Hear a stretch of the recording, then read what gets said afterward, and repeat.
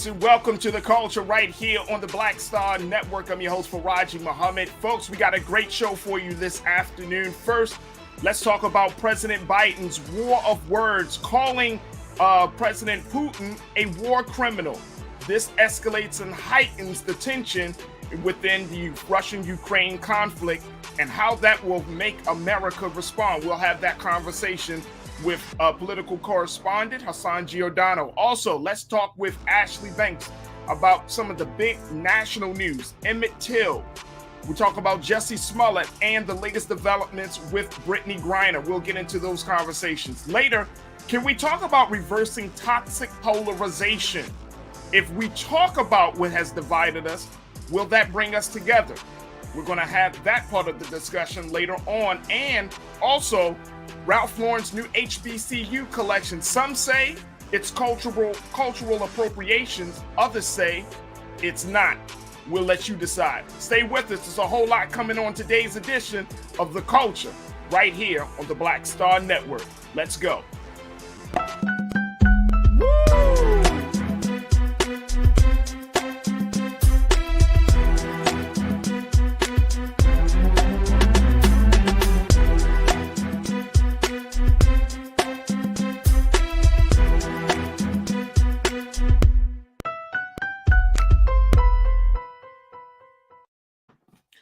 Folks, welcome to the show. Welcome to the show, man. Oh, man, we got a lot to get to, so let's jump right into it.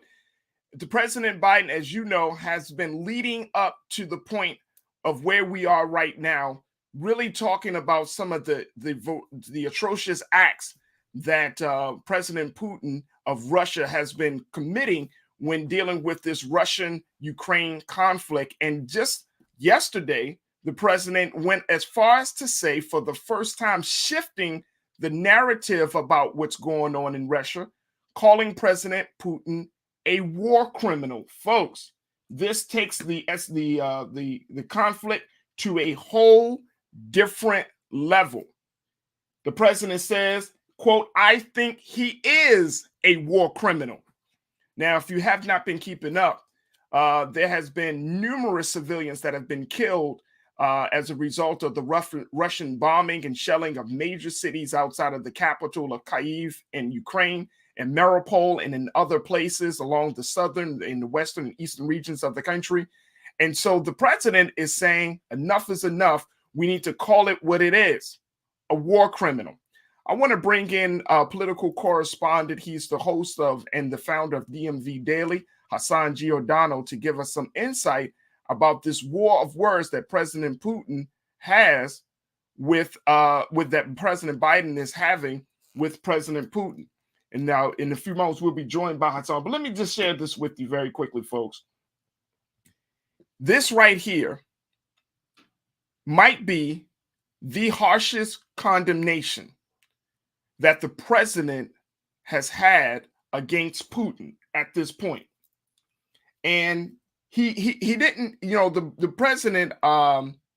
president stopped short of labeling atrocities being documented on the ground in Ukraine as war crimes, but he did make the label or say that Putin has committed these acts. Now we know that there has been another major bombing of a theater that was sheltering some folks in Ukraine that was trying to flee the capital city and in other parts of the city, and as a result of that, folks have been injured. There have been a number of casualties, a higher number of injured folks, and so many people are wondering, when is it going to stop? Now, yesterday we talked about the fact that the Ukrainian President Zelensky, has spoken to a number of countries, stating that he needed more assistance, that Ukraine needed more help with the military. He wanted President Biden to step up to be the leader of peace.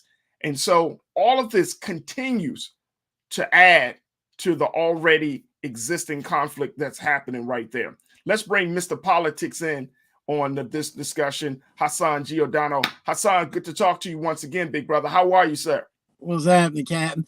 Man, look, I know we're supposed to do it weekly. I didn't get a message till today that I thought we weren't going to do it. Like, I had the studio at home all set up, ready to go. caught me off guard. So unfortunately, I got to do it from the car on the Hey, road. it's all right, brother. We all right. We're gonna make sure that communication is strong for next week. Yes, sir. So, but look, I'm always happy to hear from you, dear brother.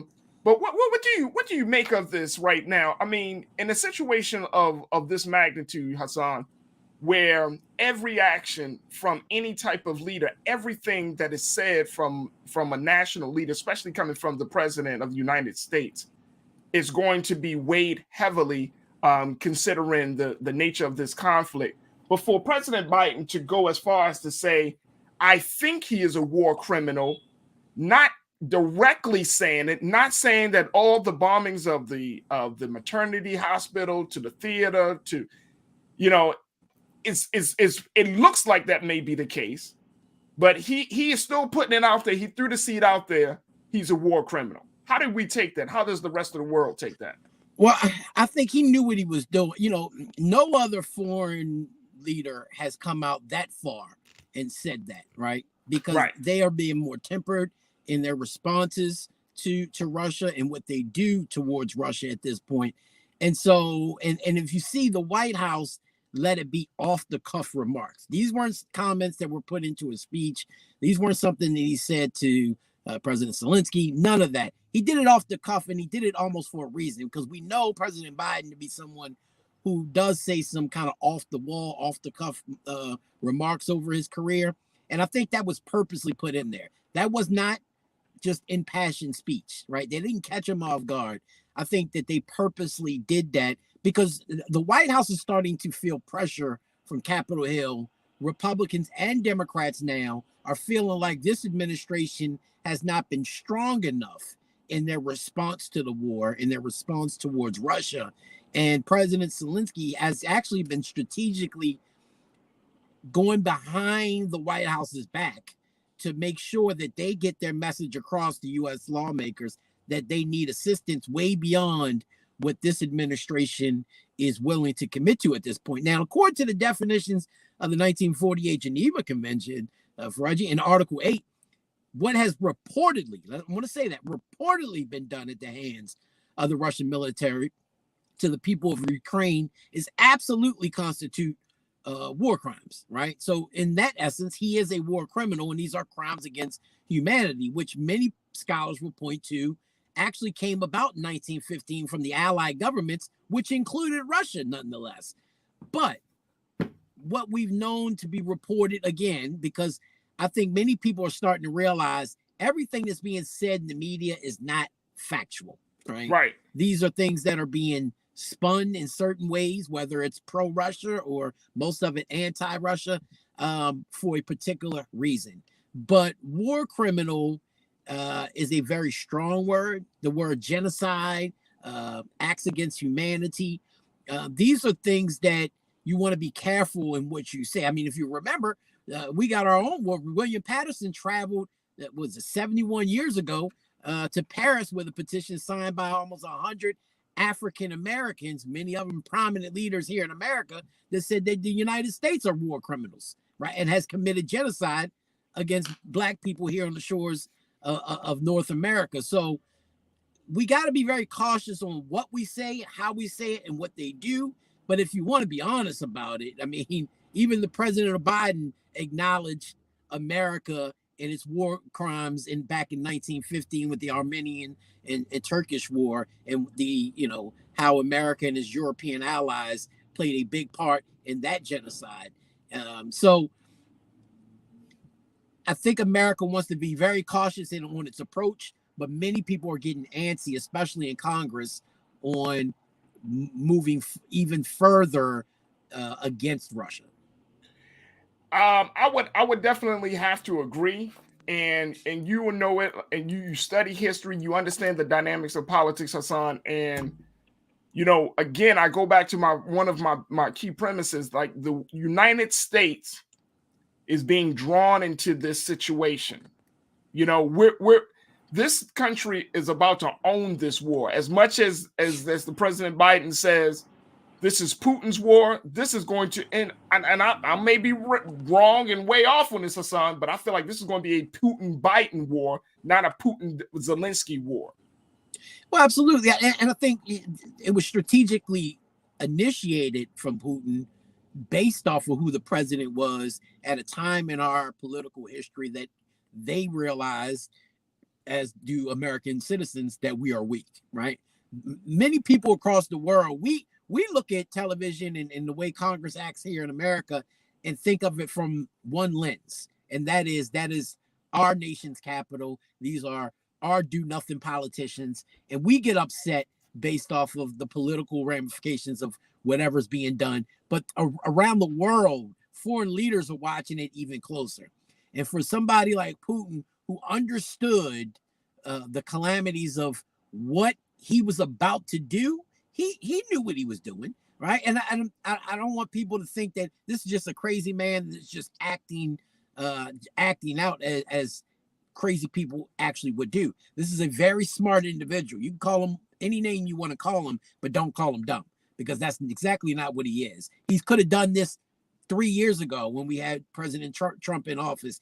He understands the politics of America, and he understands, along with his allies in China, what they must do in order to draw America in, because they understand that America always wants to be either the big bad bully on the block or the savior of other nations to make, quote unquote, even if they have to some degree, make them democracies. And so they realized that if they did but so much, that it would force America's hand to have to get in, instead of just waiting to rely on NATO. NATO's not going to be drawn into it simply because Ukraine is not a part of NATO.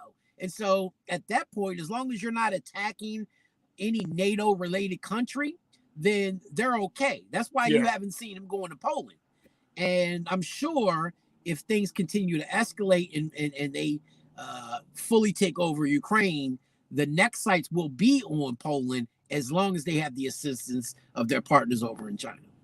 Well, the president actually, stepped up his words, saying at an event for St. Patrick's Day today, adding to not just he was a war criminal yesterday, saying he was a pure thug and murderous dictator today. And something that came to my mind as I was hearing this stuff being said, Hassan, was I remember during the Iraq War, the war of words that happened prior to the shock and awe campaign, the bombing campaign of Iraq. They wanted to paint the picture of Saddam Hussein as being this crazy madman with weapons of mass destruction. It was like that is part of the playbook when America doesn't like a dictator or a leader of a foreign nation. It's like that is the propaganda, and I don't know, like, part of this we could say, and this is the sensitive part.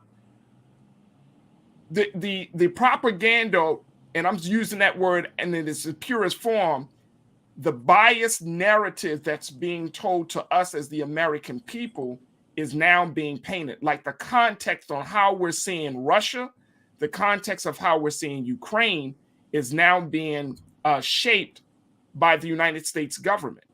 And one of the things that I'm concerned about is that something that you've always talked about, and something I think a lot of people need to know, is that anytime there's the greatest casualty of any warring people or country is the truth. We don't know. And I know people have a lot of different views about what's going on across the seas, but we don't know because we're exposed to certain media. So how do we navigate through all of that to try to get to the truth, to make sure that we don't become victims, quote unquote, of the rhetoric? Well, I think, at some point you're going to have to read between the lines. And the good thing about it, and I always say this and complain about it, the advent of the internet and especially social media has been the destruction of mankind, if you ask me, especially of African American. It's taken us back way beyond the civil rights movement. I mean, it's taken us backwards instead of progressing us forwards. Of course, technology does advance us in many aspects, but when you get too much information and you're reliant on that information at all times, sometimes that can be a deterrent. In this particular case, people can actually use that to their advantage. There's a lot of alternative news media outlets out there that are showing you what's really going on the ground, are giving you the true background of what's actually happening in this particular war and why it's happening. Let's not be fooled by that. When you see African Americans being treated like slaves and or worse than slaves in Ukraine, let's stop acting as if the Ukrainian government and its leadership and people are so much pro-African American when pictures, video, and reports on the ground show otherwise. Stop believing people when they're trying to paint a different picture from what you're seeing with your own eyes. Because I'm going to tell you something. We are being sympathetic to Ukrainian people because the America that we know in the media that it controls continues to push this narrative of the big bad wolf Putin and why the Ukrainian people need so much help and support right now when our own people aren't getting that same support on trying to evacuate from the war zone known as Ukraine at this point. You did bring up a great point of what are these war words, because President Obama has been thought of Putin that way, but you've never heard him say that until now. So there's a reason behind that, and there's a motive behind that. You know, it could be the invasion of Russia is imminent, right? But the question then remains is, what do we as Americans get out of that? Of course, we know about the oil reserves there. Obviously, our gas prices has went up, but based off of some of that, even though their percentage of oil given to America is not that great. We've seen the same thing with the Saudis. There was no weapons of mass destruction. There's always an ulterior motive to America going to war. And what is that motive here? Because I'm going to tell you something. Even if they get rid of Putin, the Russian people will not allow America to come over and dictate who their leader will be. They'll ride with Putin way before they'll ever do something like that. They are not Saudi Arabia. They are not Iraq. They are not Afghanistan. Don't get it twisted. And so we have to be very cautious on allowing and supporting some kind of invasion in Russia unless we see a clear and definitive plan of action that actually benefits the American people and not the politics of American and European allies. Wow. Well, one of the things that President Biden spokesperson Jen Psaki said, she said there is a legal review process that the United States undergoes to make consideration of labeling something as a war crime. She said we need to go through the legal assessment and review in order to make a formal conclusion. If that is the case, I'm wondering why throw it out there in the first place until that consideration, that review is done. You know what I mean? Because again, it's going to influence the psyche. It's going to influence the narrative. Why even throw it out there? Unless America has something planned that the American people don't know is coming. Well, now again, it's politics at its finest, right? It's the way to change the narrative, right?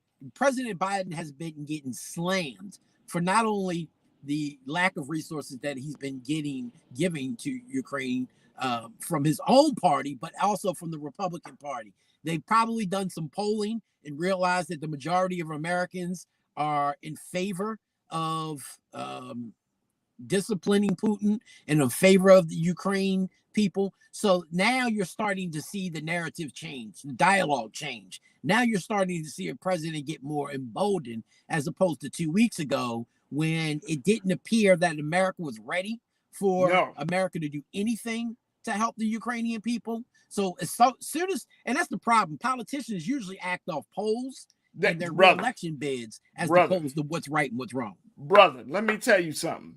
Polls will get you out of your office and polls will get you killed. You know what I'm saying? Like, I mean, and I hear you because as I've been looking through these stories, I've been seeing that and I'm like, who are they talking to? What Americans is saying we need to go to war with Russia right now? I mean, seriously, what people, what part of this country, and I know polls are based on 1,000 people or something like that, but there are 323 million people in this country. What massive, significant group of Americans are saying we need to go to war right now? Outside of what we see coming from Congress and the war hawks there, I'm talking about the citizens, the constituents. I haven't come across anybody And I'm being very serious. I haven't come across anybody, Hassan, that says, you know what, this is a great time to start a war with another superpower. This is perfect. Who's saying that? The people, see, they know who they want to. I've always said this in the political, and I advise my clients. Polls are like buttholes. Everybody has them, can create them. They all stink, right? And polls are based off of the language that you use for the deterring outcome that you want, right? If I poll you and say how terrible Putin is and what he's done and these war crimes, and then lay the narrative, should America go to war and defend the Ukrainian people? Of course you're going to say yeah. Your inner gut is going to make you. But then if I turn around and give you the reason, the real reasons behind it, or talk about what's happening and give you a different perspective and different questioning and background on it, and then ask you that same question, then you're less likely to say, nah, never mind. I don't, it's really all about the communications of it, right? How you want that poll to kind of turn out. And so in this particular instance, we know that most of these polls aren't being asked to individuals who look like you and I, or probably the majority of the individuals watching the program. And that's for a reason. It's designed that way. So that way, when they do go to war and when they do make these efforts, they can point to these fake polls and say, see, well, the American people says that they wanted it, that they didn't mind us going to war because we're defending these people and their liberties and, right, that whole democratic talking point. And that is probably the reason why we continue to be one of the most hated nations in the world. There's a reason why China has so many African nations and other Islamic-based nations, including Russia and others, who would love for America to go over there and because they're just chomping at the bit to get back at America because we butt our nose in everything that we really don't belong in. And at the end of the day, the American people end up suffering. Look at the gas prices. Look at the economy. We're so focused on Ukraine and Russia that we're not dealing with the real issues that are facing Americans each and every day right here at home. Let me tell you, first, you're on point with that one, bro. You are on point. The Pew Research Center put it out there. Their survey found that 35% of Americans support the U.S. taking military action, even if it risks a nuclear conflict with Russia, while 62% were opposed to the idea. That just goes to show you, man, like you don't have a consensus. And that's the big part about this, Hassan. There is no political will, political consensus from the American people that we need to butt in this situation. Like, okay, if you want to try to regulate this situation from the sidelines, if you want to try to facilitate some negotiation, if you try to work with NATO, work with the UN to make sure that people are all up on the same page. But the moment America feels like it needs to drop some bombs or have some troops going into Ukraine, going into Poland, getting ships ready to come into Russia, brother, I just don't feel like this is going to be a good idea. I just don't. And I know that the American people, I'm not talking about just black folks, white people, Latinos, Asian Americans, we don't want a war. Nobody wants a war when gas prices go high. Nobody wants a war when people are already trying to figure out the food situation. Nobody wants a war when the economy is in inflation. Who wants a war? And I know Biden has been is a veteran lawmaker. He understands the dynamics of all of these crisis pieces. So I'm a little bit shocked that he wanted to kick this thing up after 3 weeks when there have been long-standing conflicts in other parts of the world that the United States is still gaining and benefiting from. But don't be surprised, because one thing that always bodes well in politics is wars typically allow for the sitting president and the sitting party to remain in control, right? Because American people typically during wartime don't want to change commanders in chief and don't want to change the political leadership in the midst of a war, just based off the fact that they already know they're in the midst of it. They don't want to change and have the possibility of having to alter that plan and what's going on. So, and Democrats and Republicans both know this. And look, we got midterms coming up, right? It's not a presidential election, but we got a midterms coming up. Democrats know that they have not done jack since Biden has been president. They couldn't pass almost anything other than infrastructure. And that was only because the Republicans helped them in the Senate. And so they really don't have anything to run on come November. And so an escalating war that keeps people's attention off of the U.S. economy, off of things that matter to Americans, onto something like that actually benefits Democrats at the polls, or so the political thinking would be. Wow. And I'm sure that's what their pollsters and their strategists are telling them. My God. Hassan, thank you so much, brother, for checking in. Folks, we got to take a quick pause. When we come back, let's talk about some of the other national conversations that are happening. Let's talk about Jussie Smollett, the latest with that. Let's talk about the latest development with the Brittany Greiner situation. And let's give you some update about how the family of Emmett Till is asking for the Department of Justice to reopen his case. Again, we'll be checking in with journalist and correspondent Ashley Banks with these stories. So stay with us. A lot to get to in the second 30 of The Culture right here on the Black Star Network.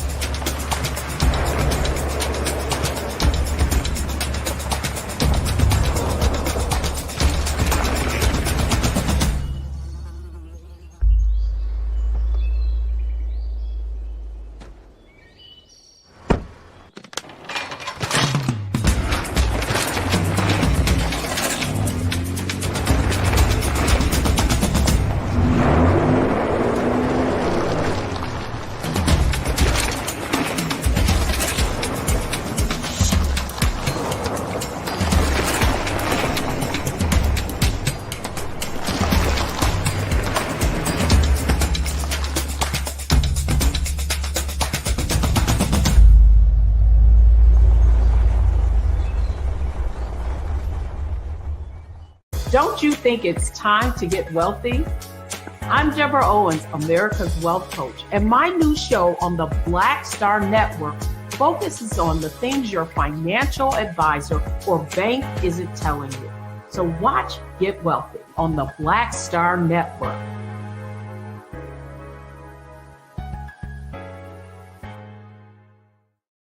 Pull up a chair, take your seat. The Black Tape with me, Dr. Greg Carr, here on the Black Star Network. Every week, we'll take a deeper dive into the world we're living in. Join the conversation only on the Black Star Network. Hi, I'm Dr. Jackie Hood Martin, and I have a question for you. Ever feel as if your life is teetering and the weight and pressure of the world is consistently on your shoulders? Well, let me tell you, living a balanced life isn't easy. Join me each Tuesday on Black Star Network for A Balanced Life with Dr. Jackie.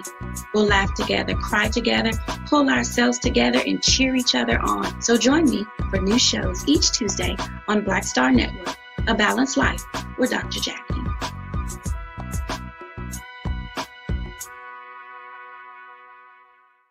Folks, Black Star Network is here. Oh, no punches! I'm real revolutionary right now. Support this man, Black Media. He makes sure that our stories are told.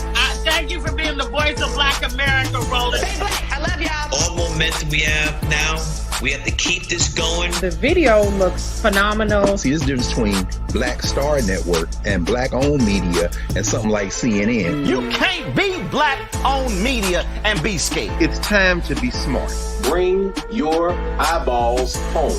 You dig?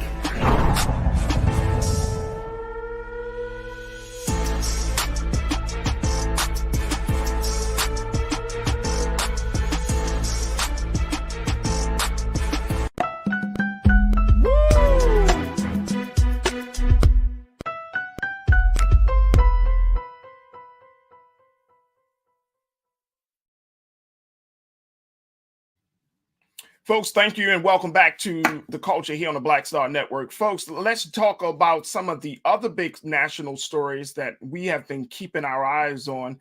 And I want to bring in journalist Ashley Banks to have this conversation because there are a number of stories, Ashley, that you have been watching and keeping us posted on. First, you wrote a piece for Essence.com, Essence Magazine's online publication, talking about the issue of how the relatives of Emmett Till want Carolyn Bryant Dunham prosecuted for false claim. Basically, they want her.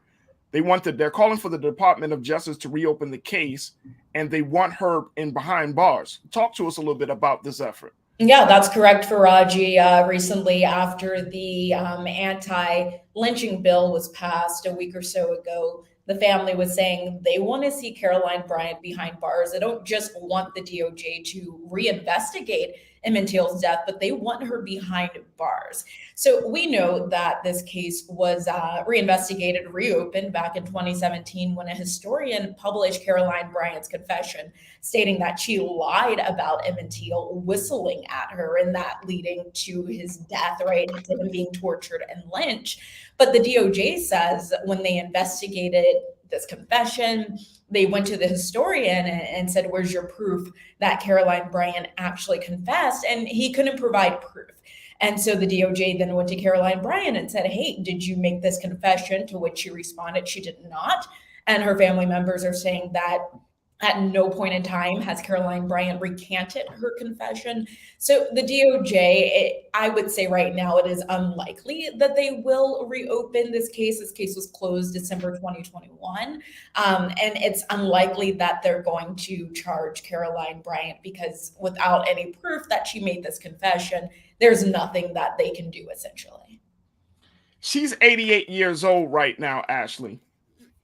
88 years old. And I'm wondering, does that play any role by her, the age that she's at? I mean, does the fact that there's so much time that has passed, does that play a role in this whole situation? Yeah, that's really interesting because Farajii, I'm sure when we all heard the news that she confessed, we all believed it, right? It was in the book, the historian put it out. That's what we've all come to understand for these last 5 years. So the fact that the DOJ was saying that Caroline Bryant has denied it and that the historian has no evidence of like interviewing Caroline Bryant, any recordings of such conversations or confessions. Basically, there's just no evidence, but you're asking if her age plays a part. It would be interesting. I have no idea. Let's say she could have Alzheimer's, right? Where she could have made a confession.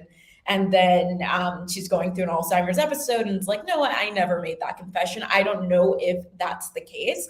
The DOJ has not released any information as it pertains to like her age or her mental health or anything like that. But it would be interesting. But I do know when it comes to her age, the family does not care that there's no evidence that she confessed to the historian. They're saying she's old. This is the time. I want you guys to charge her because we believe that she lied. We believe the historian. We believe that she actually made this confession. But there's no proof of it though. Right. Without proof, the DOJ can't move on this. So it's really sad. Yeah. Just simply because this was like a landmark case. This is a landmark lynching. Yeah. That has that really shifted the civil rights movement. I mean, this was one of those moments that took the civil rights movement to the next level. Some would say this really kicked off the civil rights movement, the momentum of the movement. But if they can't find a confession, and again, I think to your point, you're absolutely correct. When I heard she confessed, and I was like, oh, so she did lie. But then if there's no evidence that she lied, then, and the historian, I mean, that's like, are we kind of just like a dog trying to catch his own tail? I just feel so bad for the Till family that this has yet to be fully resolved.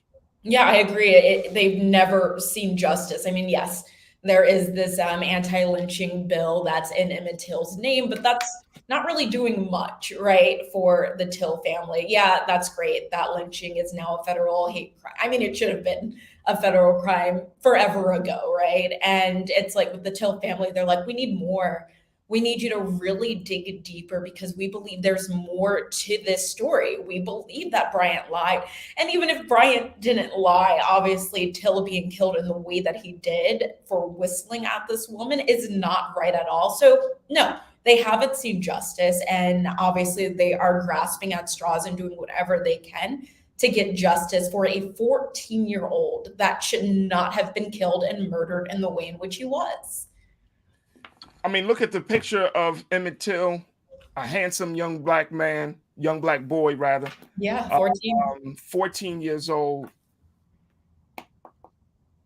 And folks, if you don't teach your children about the history of Emmett Till, like they have to know that history.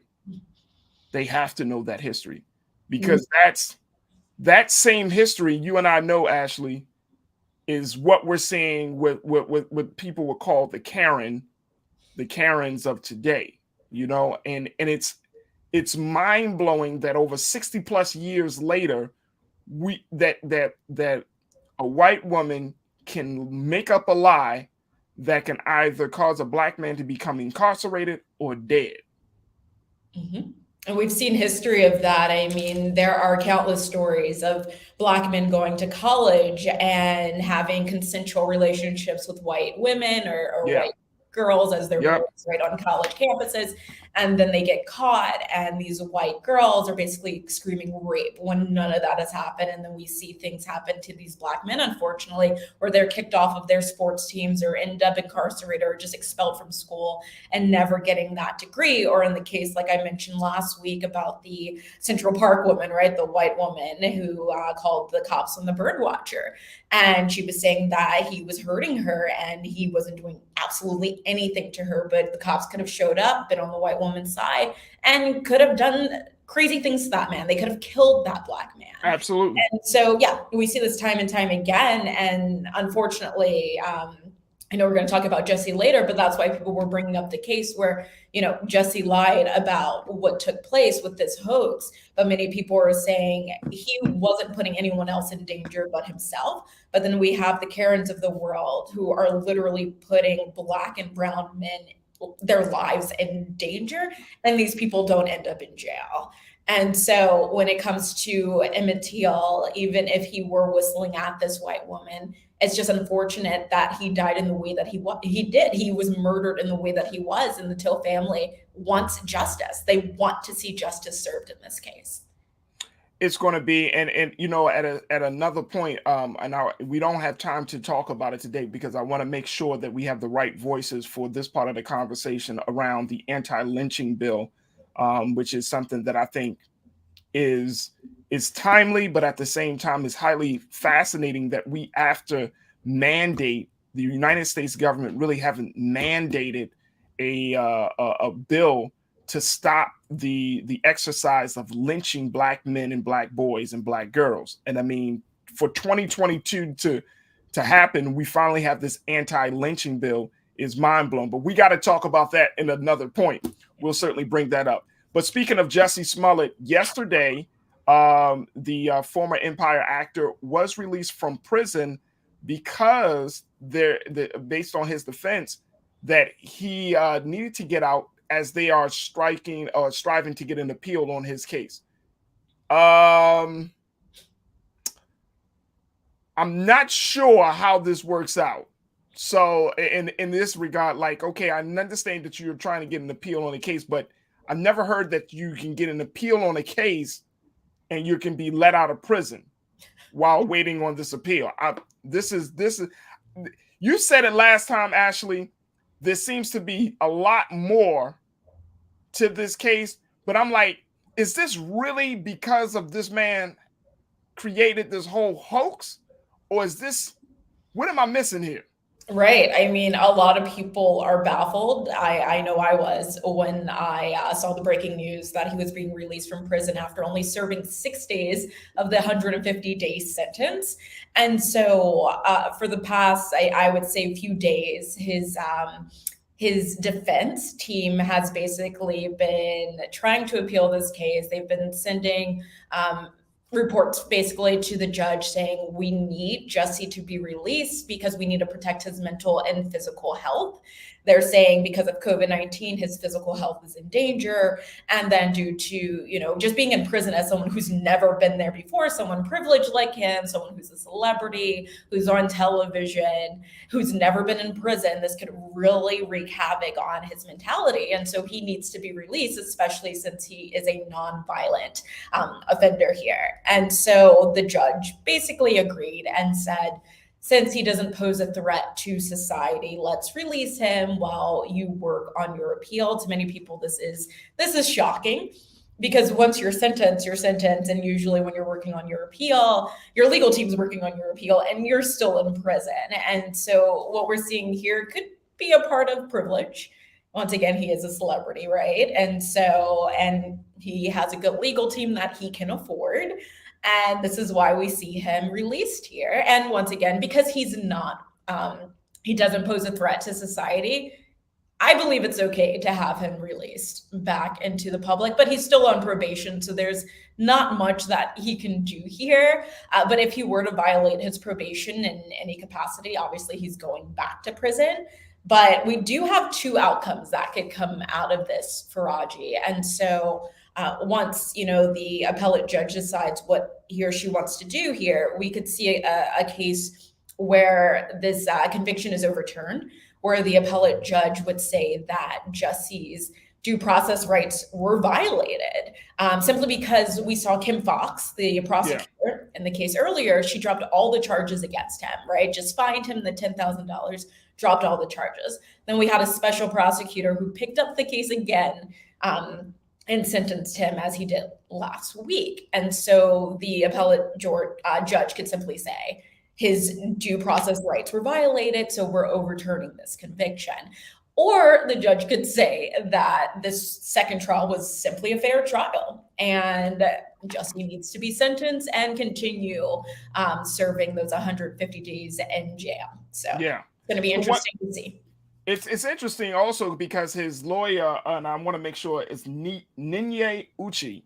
Mm-hmm. He said, quote, "There's no room for politics in our court system, regardless of what you think about this case. The real question is, should Black men be walked into jail for a class 4 felony? That's a disgrace." He said the judge spent a great deal of time, speaking of Cook County Judge James Lynn, he said he spent a great deal of time berating and chastising my client. I've never seen that before. He also said that over the past 6 days, Jussie did not eat anything besides ice water. Yeah.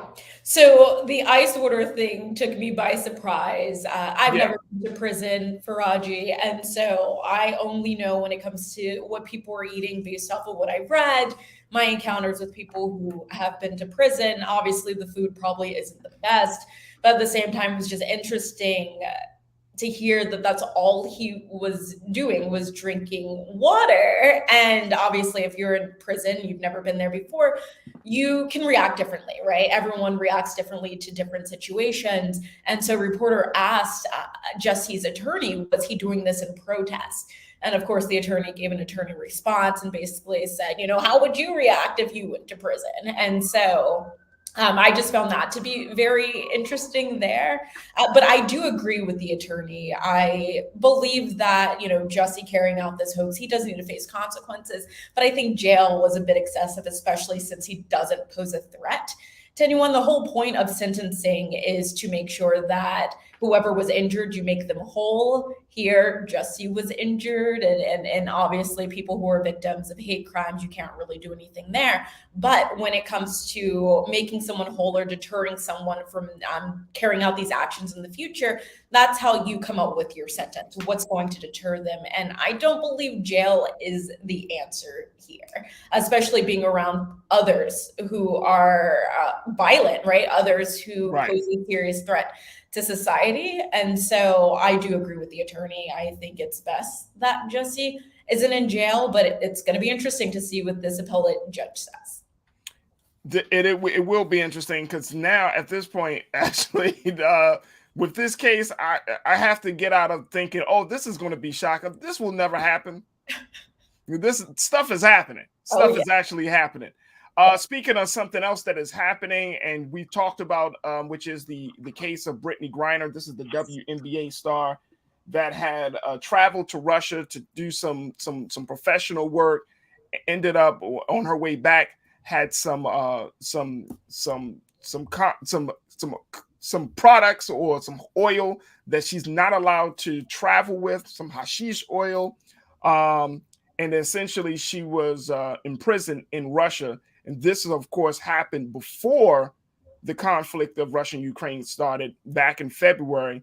More of her story is coming out, but now the latest is that a Russian court out of Moscow announced that they have extended her arrest until May 19th.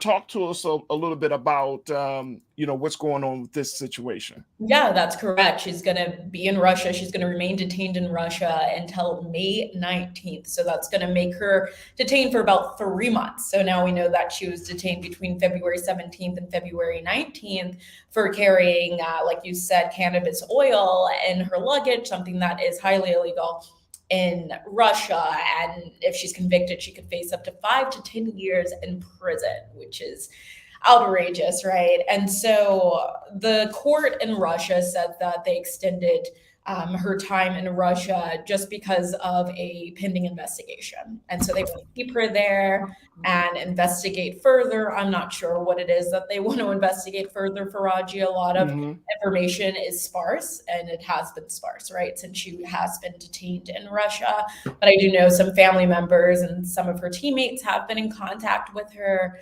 She was last seen during her court appearance last Thursday to find out that she would be staying in Russia for another 2 months as they investigate this case. But Congresswoman Sheila Jackson Lee, as we spoke of before, is working on trying to get her back in this country and has been speaking with Biden, hoping to see a change. But as of right now, we haven't seen much movement on the US's part or any change in if Brittany Greiner is coming back over here, right? Or if she's going to remain in Russia and is going to be sentenced to these 5 to 10 years. And so this is a very sad case. She had been in Russia for 7 years, off and on during her off season from the WNBA, just to supplement her salary, right? She was making more than $1 million by playing in a Russian league during the off season, which is more than quadruple what she's making at the WNBA. And so she was just trying to do her job,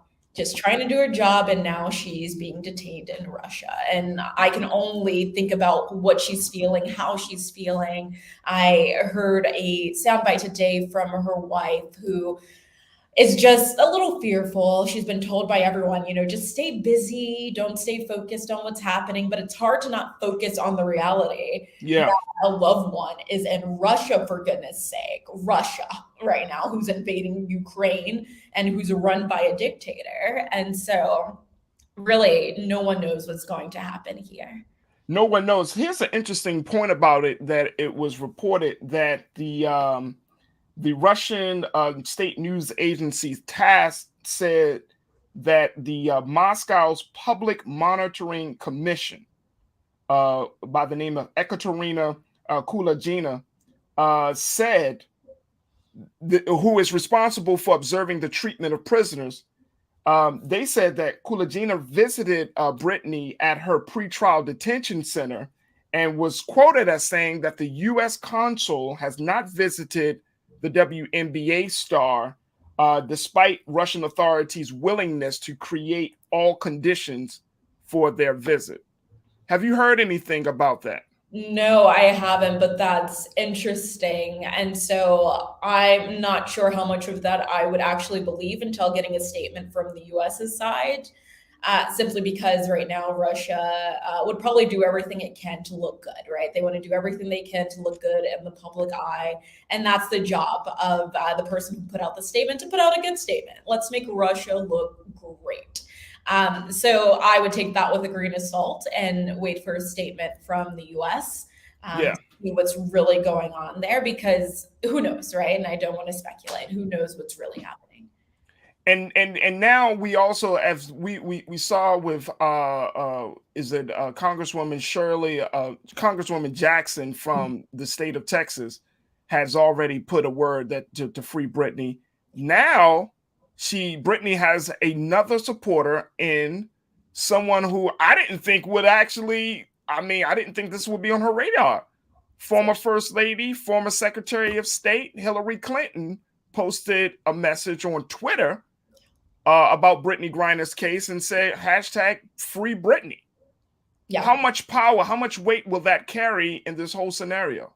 Oh, it could carry a lot, being the positions that she's held in the past, the connections that she has. I would think she's probably on a higher level, right, than Sheila Jackson Lee at this point. She has different connections, but also she's white, right? And so being a white American, it means a lot to speak up when it comes to this, because we see a lot of the Black community rallying behind Brittany Greiner, trying to get her back. But a lot of people in the Black community don't have the power to get her back. And so it's important that we have people in different sections in this country helping, right, that movement to get Brittany back. And so I believe that Hillary Clinton, she has connections, right, that Sheila Jackson Lee doesn't have. And so, and international connections at that. So it's going to be interesting to see if she can actually pull on those connections and find a way to get that woman back in this country. But like you, Farajii, I was really shocked when I saw that tweet. Hillary Clinton was the last person I would think. The last person. Yeah. I'm gonna be honest with you. She was the last person. I mean, I'm happy that she put it out there, because to your point, she has a large network. She has a great reach. She has those connections. She has those contacts and relationships. But I just never thought that she would say, hey, free Brittany. Right. You know what I mean? And that's all. And you know what? Sometimes that's all it takes from high-profile individuals is just a simple mention. A simple mention, and then the balls start rolling. So we will have to see, but I certainly encourage everybody to continue to pray for Brittany's safety and that she comes back home very, very soon. Hopefully, even before the May 19th date that was given to her. So, we're certainly going to keep our eyes on it. Ashley, thank you so much for bringing us up to date on these latest developments with these big stories. We'll certainly reach back out to you. All right, sounds good. Thank you, Farajii. Absolutely. Folks, we got to take a quick pause. When we come back, let's talk about how do we reverse toxic polarization in this country. It's time for us to have another conversation about, talking. I'll explain it to you. We'll have that discussion. And then later, Ralph Lauren is under some fire before its new HBCU collection. Some people are saying it's cultural appropriation, while other people are saying, no, read the fine print. I'll give you more of the details on that matter. So we got a lot to get to on the next hour, so stay with us. It's The Culture right here on the Black Star Network.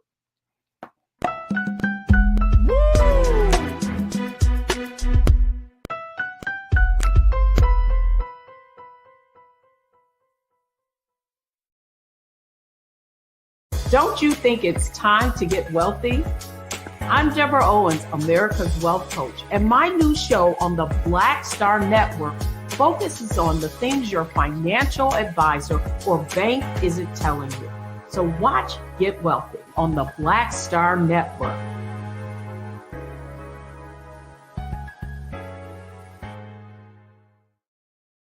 Hi, I'm Dr. Jackie Hood Martin, and I have a question for you. Ever feel as if your life is teetering and the weight and pressure of the world is consistently on your shoulders? Well, let me tell you, living a balanced life isn't easy. Join me each Tuesday on Black Star Network for A Balanced Life with Dr. Jackie. We'll laugh together, cry together, pull ourselves together, and cheer each other on. So join me for new shows each Tuesday on Black Star Network, A Balanced Life with Dr. Jackie.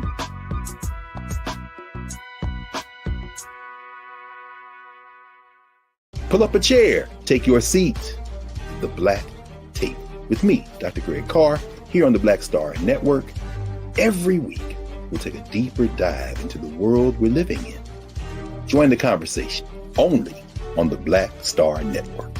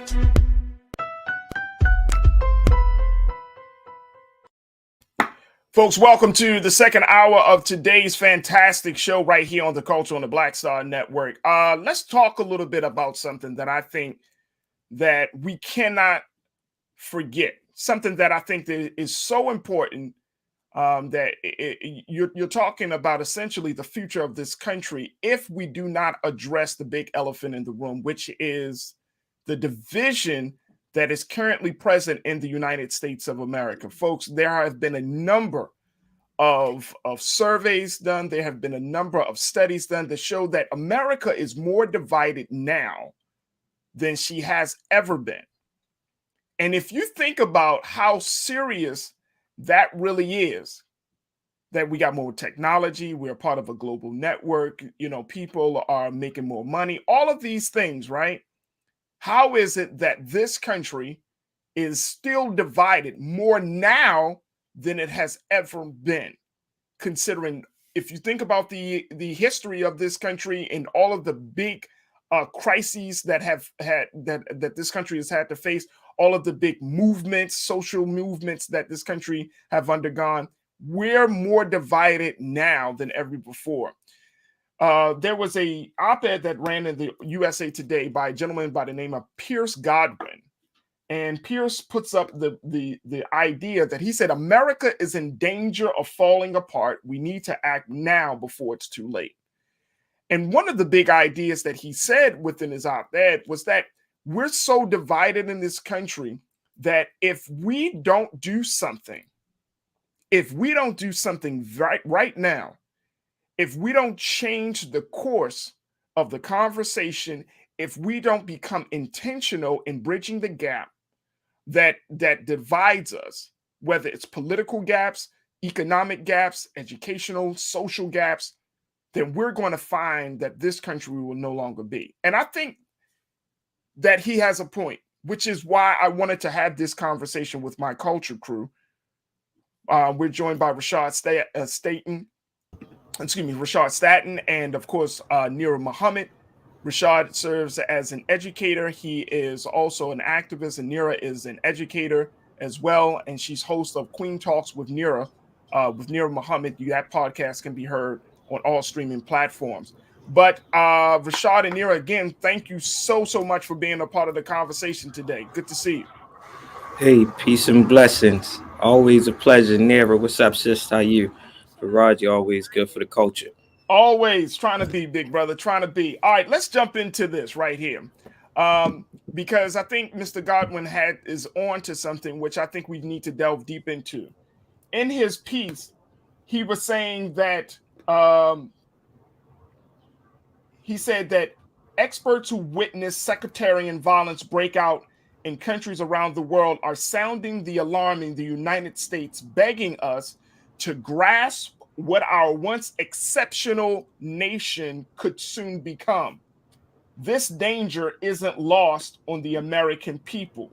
Check this out. He said more than 80% of those responding to an action button poll recently published across media networks for their Listen First coalition said that they want a less divided America.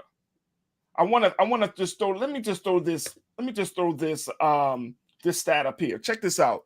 Here's what we got. According to the USA Today and Hidden Common Ground survey, 79% of Americans who believe creating more opportunities for people to talk with those who have different values and views would be effective in reducing divisiveness. Look at that, folks. 79%.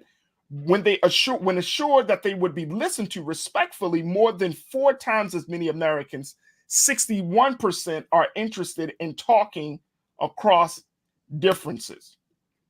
79%, Rashad and Nira, believe that the number one priority that this country needs to really address, and I will call it the intangible, because we could talk about economy, we could certainly talk about education, we could talk about law and crime and all of those things. Those are the more like tangible stuff. But the big cultural intangible is the fact that this country is divided. And it looks like a lot of people don't mind staying divided. Rashad, what's your take on it, sir? Oh, you're muted. You on mute? We got you on mute. Yeah, this poll itself doesn't surprise me much. From my level of understanding, I see it as a good starting point to show that we as American citizens are willing to have these type of courageous conversations. The reality is the systemic and the governmental structures and all of the implications that come with it creates a system that doesn't allow us to see each other's humanity. And that forces us to be subjugated into this divisive mentality when in the world, I think our systems hasn't caught up with the progressiveness of society itself. So we see one thing where the people willing to have these conversations, but we need to have agencies, programmings, thought leaders, elected officials, and influencers that are willing to change how systems operate that doesn't allow us to share space with each other. I agree. Nira, what's your take on this? No, Rashad literally said exactly what I was thinking. I'm like, okay, the conversation is a good starting point for sure. It's definitely a great starting point. But are there going to be systems in place that change the actual culture? Talking about it is not enough. I think it's great. But how many times have we had conversations with people that you felt like went in one ear and right out the other? What is going to be put in place to actually shift the culture itself? And it's not going to be, to having a conversation is not enough. Like Rashad mentioned, unless there are systems in place that will actually create and garner change, we're going to keep hitting roadblocks. We can talk until we're blue in the face, but unless there are some real systemic changes in America, there's going to be a further divide, because I think we as a people, and I would say Black and brown communities, disenfranchised, I'm not even going to say just Black and brown, I'm going to say disenfranchised communities, we are tired. We are very, very, very tired. And there are just certain conversations that we're like, we have people at the top who they don't even understand. They can't even literally understand where we're operating from. If we listen to some of the things even the Republican Party says when they're talking about, for instance, when we were getting the stimulus checks, how many people in the Republican Party were like, you don't need these stimulus checks, but a lot of them are the top 1%, the top 5%, the top 10%. So they're not operating from a space of not having money in the bank account, not having money invested in Pfizer, invested in Moderna, and all these other companies. So we're operating from such different vantage points that I think that there are certain people that need to have these conversations. I'm sorry to say, what I mean? But it's like, okay, do the people on Baltimore Street need to have a conversation with the people on Pennsylvania Avenue? No. We need to have real conversations that are actually going to garner change. Not just, let's just talk about our feelings. No, after this conversation, what comes next? And you know what? I wholeheartedly agree with that. But I do believe that we're at a point right now, Nira and Rashad, where we can't even get two people with differing views in the same space, let alone trying to change systems and policy, right? Like people literally do not want to talk to people who think differently from them. Like everybody wants to be in their echo chamber. Everybody wants to be, everybody wants to have their ideas validated. No one wants to have their ideas challenged. I personally feel like we're living in a time when everybody is programmed to think and act exactly the same. It's funny because I was just listening to like a student like getting in trouble from her mom, and she made a joke where she was like, you know, you want that iPhone 11, you about to get an Android. And I'm like, even something as small as this divide between an Android user and an iPhone user, it's kind of funny to me. But it's like, on one hand, we say we want to be different, but on the other hand, you're made fun of for being different. It's like we all have to like the same things. We all have to. I mean, you know, I'm a Galaxy user and I stay with the latest Galaxy. This is not an old cheap phone, but you will be amazed how many people make fun of me for having a Samsung. I tried iPhone. I don't like iPhone. I'm so sorry if I'm not a follower, but this is the system that we live in. We live in a time where you're made fun of for being different.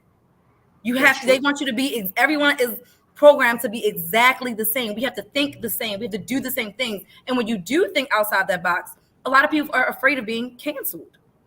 And Rashad, if that's the case, right? And people have to, and I'm like this, and something that Nira is talking about, Rashad, that is like very, very like low on the priority scale about phones. That's stuff that children would do. I'm talking about grown ass adults, right?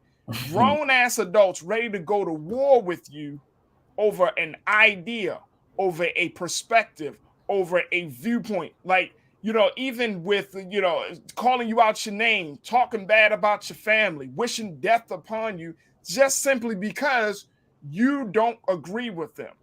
And I'm saying that if you look on social media, right, we have been in, and look, I personally, after a while, I've stopped getting to some of these conversations. You know, Nira will tell you, she gets into them and she gets ready to rock and roll. No, but I'm at a point where if I can't have a conversation that's rooted in either facts, hell, it could be my own opinion. It's just my opinion. That's how I see the world. Why are you ready to go to war with me over the world? It forces me to ask the question, do we really want to make, you know, be in a place of unity? And I'm not talking about with white and black and all of them. Hell, I'm talking about within black people. Do black people want to be united? Do we want to be at a point where we're saying we can let's agree to disagree, but there's another consensus. There's a bigger goal at the. I don't see us at that point right now, Rashad. Yeah, I think what we at in itself is just a space of absenteeism when it comes to critical thinking, right? And it has to be a willingness to embrace the level of uncomfortability. You know, uncomfortability sometimes brings growth or self-reflection and transformation. So in that space, you got to have people that's willing to have these uncomfortable conversations, but these purposeful ones. And without critical thinking, you know, the absentee of critical thinking can be implications of what we see in our everyday life, down to, you know, surface level things of like the different type of phones and preferences of how we use certain tools.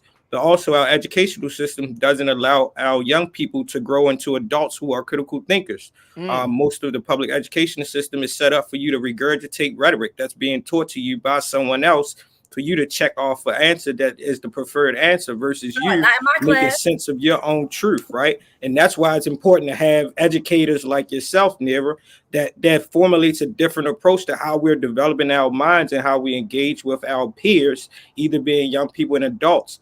But then you got to face it. Most of the times when we are sharing our vantage points on social media, it's already built in with a back-end algorithm of likeness. Right. So most of our followers are following the same thing, receiving the same information, reposting information that you already knew, that builds a sensationalism, thinking that you are already correct without even expanding on those that think opposite of it.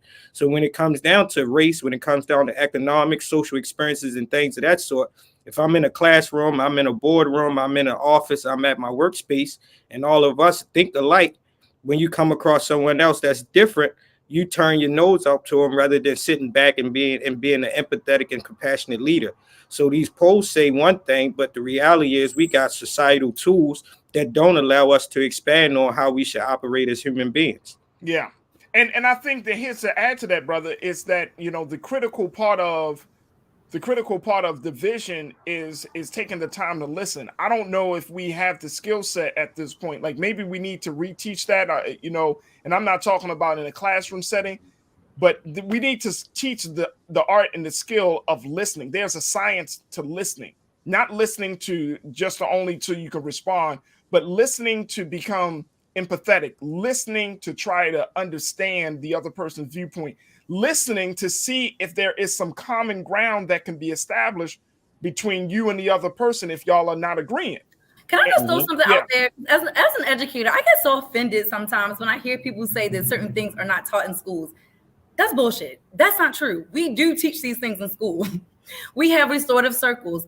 Each month we choose a different, actually empathy was our word for the month, our attribute last month at the school that I'm teaching at. This month is synergizing, and that's just all of us being on one accord. Right now in my class, we're learning all about community, and we're actually building a 3D construct of community and what that means and how we see ourselves in our communities. So I think it's oftentimes where we're like, oh, I didn't learn that in school. And you're like, no, actually, you did learn it in school. You just didn't pay it any attention, or you forgot. That's just where maybe you just forgot. But I will say I'm offended as an educator when I'm constantly hearing that these things are not taught, because they are. I'm very strategic, and even the books, the picture books that we read in our class and what they're teaching and what they're representing. So I will say this, though, as an educator, I am combating everything outside of the classroom when kids come back in here. I am combating what's going on in their cell phones, what's going on in their neighborhood, what's going on with their parents, what's going on with their siblings, what's going on with XYZ. And it's like I'm constantly having to reprogram my students. Every Monday, I have to reprogram my students to being in Mrs. Muhammad's class. Right. So, and Rashad, and I agree, like, and I can't speak for every school, but I will say that we are striving as educators to include those. We as educators wear so many different hats. I am not just a teacher. I am a counselor. I am a nurse. I'm a mom. I can't even tell you how many hats I wear. I'm exhausted because of how many hats I wear by the end of the day. Yeah. Exhausted. I had to have 3 restorative circles in my classroom today. We address issues as soon as they happen. Circle up. We're going to talk about it.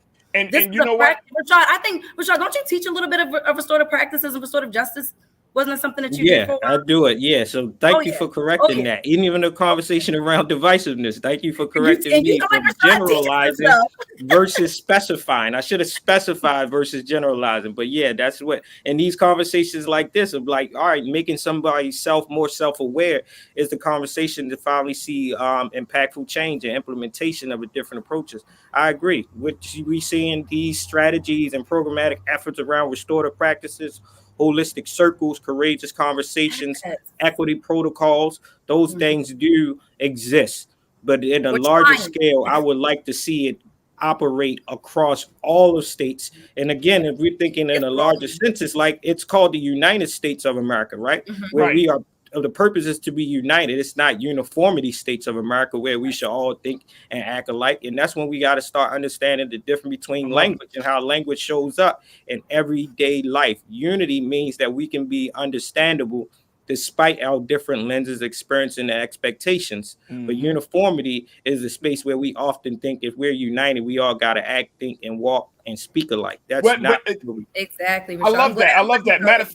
Yeah. And you know, and I love that, Rashad. And to your point, dear, I love that as well. I mean, the fact is, and this is something that I gleaned from the National Black Political Convention that was held 50 years ago in 1972. One of the big things that they said, bringing all these Black folks together, you know, it was said that unity, the theme was unity without uniformity.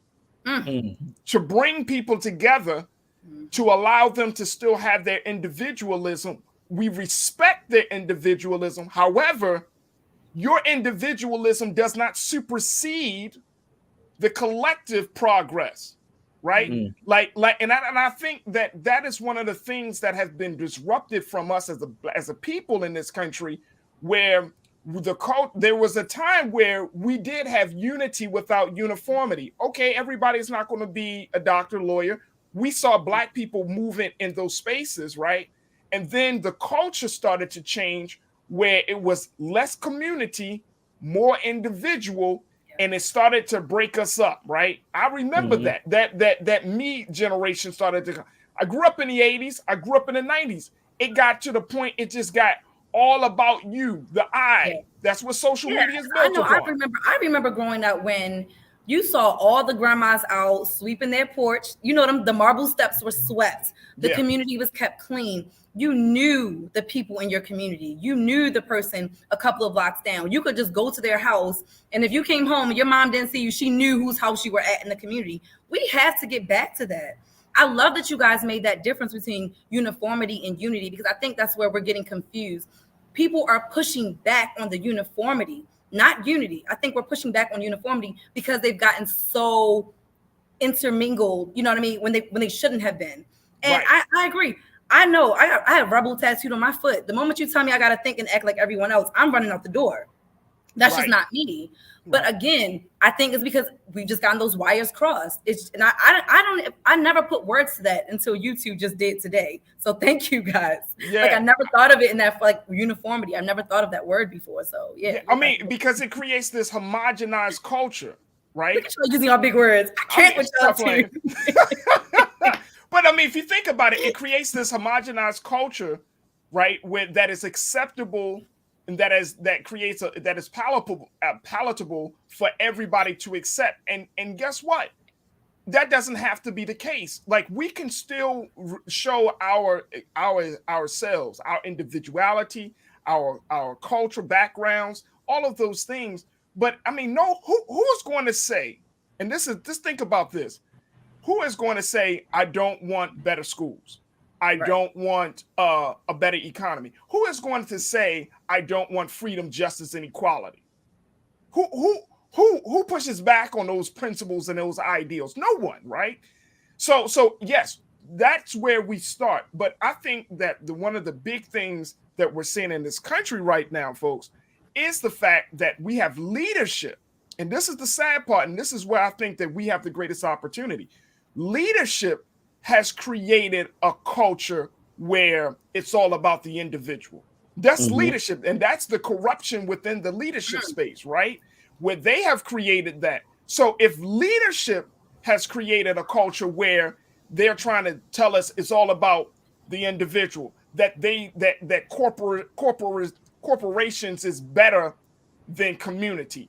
If leadership has placed an emphasis on nationalism versus being a part of a global community, right? If leadership has done that, it's only right that the people, the citizens, the constituents stand up and say enough is enough, because it is those ideas, those isms that has destroyed us, that is dividing us.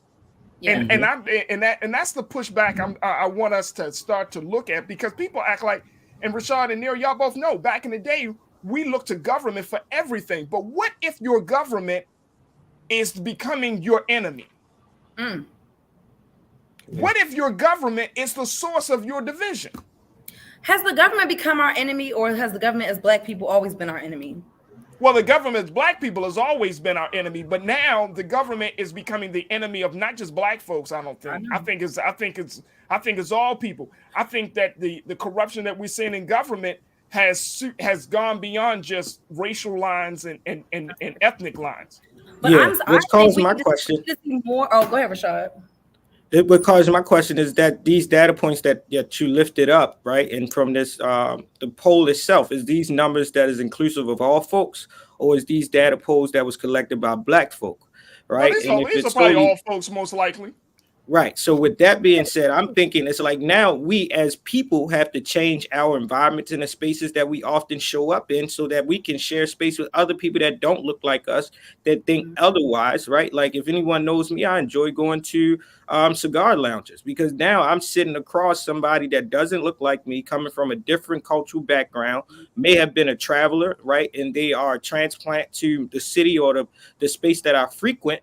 And we have conversations around politics, sports, business, and things of that sort, and it sharpens your mind. Now you go into another space and you can already start to build up your level of understanding to other people that often would see you and think that you don't know otherwise of what to speak to, right? And it just gives a space of more, intellectual understanding or understanding of people and personnel, right? So I think a lot of times the divisiveness comes in us being subjugated to only frequent spaces that we're comfortable in. I like to go in spaces where I feel as though I'm gonna take ownership and my black body belongs there, even if you ain't used to seeing one of us sitting there. And I dare you to ask me. And let me just say, and I agree with you, brother, but it's not just about race. Right. You know what I'm saying? It's really not about, because that's easy. I think that's an easy place. That's an easy place for us to kind of work from. I'm talking about attitudes. I'm talking about mindsets that you can go, that the three of us may go into some spaces with other black people and feel rejected. Oh, for sure. You know what I'm saying? Like we can go into other places and still not feel like we belong there, right? And I mean, you see black folks congregating, you see black folks talking, but you're like, I just don't feel the vibe. I just don't feel the energy right now of this situation. And I'm saying isn't that okay though? Isn't that okay? Is it not okay to be like, you know what? I'm not feeling the vibes of this. I might be more of an artsy. Me and Rashad kind of have some similarities in our personalities. So maybe Rashad and I might not be comfortable in certain spaces in the hood. I'm not saying we don't go in the hood because we do, but I'm just saying like we're artsy people. But see, no, that's fine. No, I'm not saying that part. I'm just saying there are certain spaces where I may not feel comfortable. Does that mean I'm gonna be rude or disrespectful? No, absolutely not. But I'm also not gonna put myself in a space where I'm not comfortable myself. No, that makes total sense, right? That doesn't mean that I am like anti whatever they have going on. I'm just like, I hope y'all having a good time. Okay, I see you. I'm gonna go on over here and read my little book. Like that's just me. And that's okay. Right. But see, that's an individual, and I'm saying that's an individual experience, which is fine if you individual. But I'm saying that for us collectively, as a people, as a nation within a nation, that we are going to have to create a safe space for us to be disagreeable. We're going to have to create a safe space for us to not be on the same page, because at the root of it should be like, look, you're an artist, you're a writer, that's not me. However, you still create, right? Yeah. So we use the term creative because why? We want to create use language that embraces all versus keeping us divided like an art. Oh, you're a writer. Oh, I'm a musician. Or I'm an actor. No, you're a creative. And so, I mean, I think that's the part. I think you got to be more specific, Farajii, when you have this conversation about divisiveness, because divisive in what areas? I think it's so broad that it's kind of like we get a little lost in what exactly are we talking about when we talking about this divisiveness. Are we talking about economics? Are we talking about the way that the community should be run? Are we talking about the way that the government should be run? Are we talking about the way that education should be run? Because I think that this is just too broad. Like what we need to like focus in a little bit more. Well, because in some ways we are divisive, but then in other ways we are coming together as a people. We are becoming more accepting of other communities, the LGBTQIA community. We're becoming way more accepting of that community. We are becoming more accepting, I think, in America than what we were 20 years ago. 20 years ago, two men couldn't even get married, but they can now. And it's a beautiful thing that we are shifting some of those cultural changes that we used to have before. So again, I think we have to be a little bit more specific when we're talking about this decisiveness, because I do think that people are starting to come together. We saw with George Floyd. George Floyd sparked global protests, that we've never seen that. So we do see people are coming together. So I think we just have to be a little bit more specific about what we're not coming together about or on. Here's what I want to say then and I think that's an excellent point, dear. Here's what I would say, that there is power in constructive conversation. Okay, I like meaning that, like, just as much as you might have those restorative circles in your classroom, you know what I mean, you kind of key in on, you know, what was the violation and all of those things. It's the same thing I think that we can start having in the communities. Constructive conversation, right? Having you know what I'm saying, like having a space, and it might be a group, it might be an organization, it might be a group of citizens that are saying, you know what, we're going to have these hard conversations in a certain way. Maybe we have a third party there. Maybe we have some folks to make sure that the conversation doesn't get into a hurtful or emotional space, but it can get to a space of understanding and truth. I was just going to say, and Rashad, you could speak to this too, in terms of restorative circles. You can't have these conversations unless you're actually open to listening and hearing the other person. I'm not going to lie, guys. I was asked to have a restorative circle with a coworker. I was like, I'm not having it. I'm not. I was like, because I already know what space I'm going to be operating from. It's not going to be restorative. Right. And so you have to be honest with yourself about what space you are in mentally and emotionally. Like, am I in a place where I can restore this relationship? Because I was not in a space where I was ready to restore the relationship. Did I lay out all of my grievances in a very respectful, beautiful email? Absolutely. Was I ready to sit in front of this woman and have a conversation? No. So I think that's absolutely, and I think that's the big question that have to ask ourselves individually. But I think there's also a big question that we, as part of the Black community of Black America, needs to ask. We need to ask ourselves this question, which is, do we want to make America better? I thought you were going to say great again. No, because I don't want language is important. So I don't want people to think that I'm promoting Trump or something like that.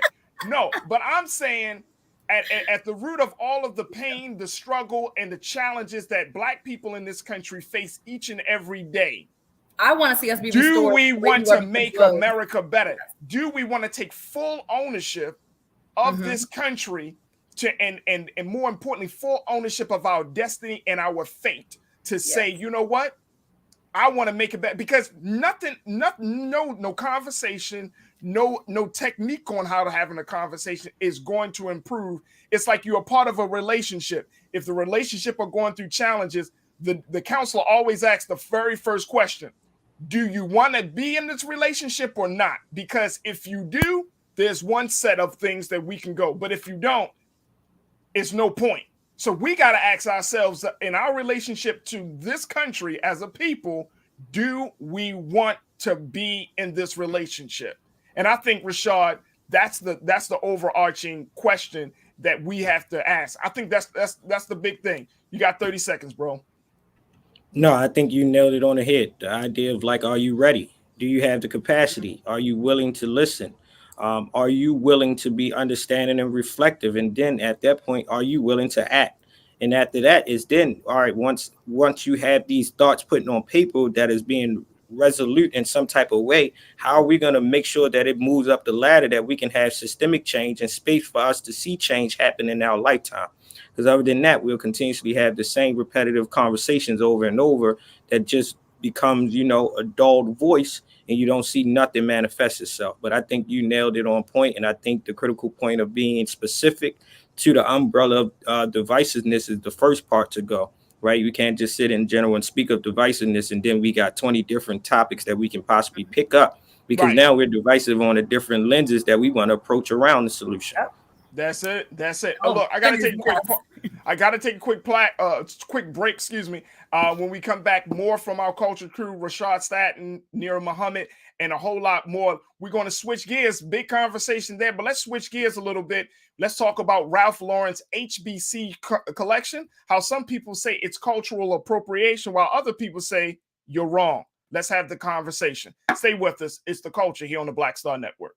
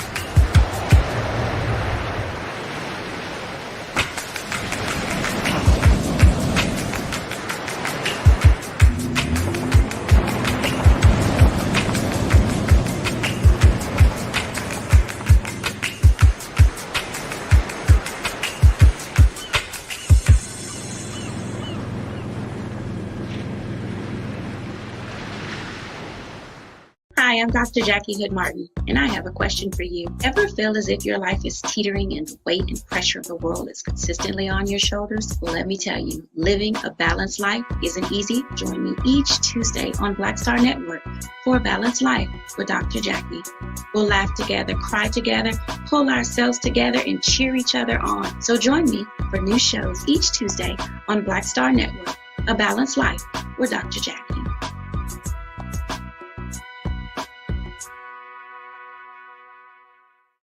Pull up a chair, take your seat.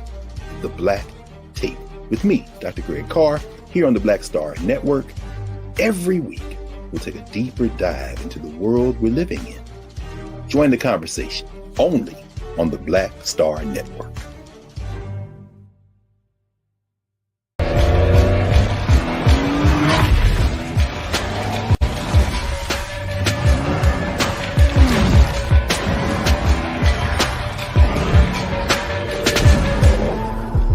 Folks, Black Star Network is here.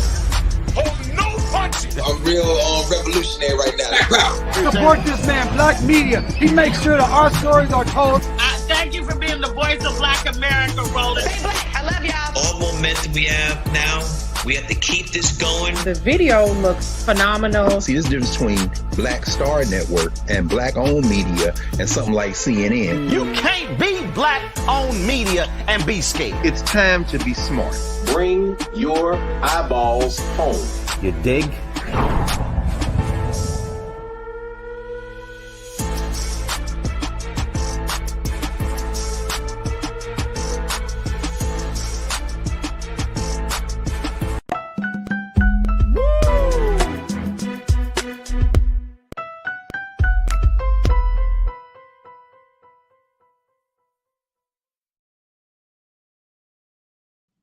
Folks, the billion-dollar fashion house, Ralph Lauren, who has been known for its very, very particular style, has decided to branch out now. I want to just show you these pictures because I think a picture is worth 1,000 words here in this situation with their new HBCU collection. Now, take a look at this, folks. This is Ralph Lauren. Look at these pictures. Look at the styles of this. This is beautiful right here. Nira, I know, dear, this is right up your alley. This is right. I love this fashion. I see you. I see you. This is from Ralph Lauren. Look at this. It's so amazing. These are the fits, right? These are the fits of Ralph Lauren. Now, Ralph Lauren. Order because I need some. Now, here's the situation with Ralph Lauren. Ralph Lauren has decided to put their resources and to put their brand behind this new line to celebrate HBCUs. The thing is that some people say it's cultural appropriation.